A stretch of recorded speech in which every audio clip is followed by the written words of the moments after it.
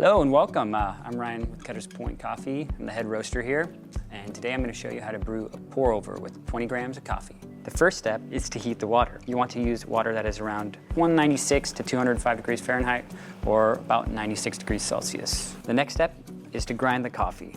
Today we are using 20 grams of coffee, which is about 2 scoops with the standard coffee scoop. You want to grind the beans to a medium fine grind size, depending on how you like your coffee and the type of brewer you're using. The third step is to rinse the filter and preheat the brewer and carafe. Make sure to rinse it with hot water before you use it. This will remove the papery taste you get from the filter. Once the coffee is done grinding, add the coffee to the filter and add about 40 to 60 grams of water to begin the bloom process. Blooming allows the coffee to degas, which can affect the extraction of the coffee. The fifth and final step is to continue pouring the water and finish the brew. I tend to go with a single pour for temperature stability. You'll need to keep pouring the water over the coffee until you reach the desired amount, which is usually around 300 to 320 milliliters, or 10 ounces to 20 grams of coffee. You want to pour the water in a steady and consistent stream, maintaining the same speed and flow rate throughout the brew.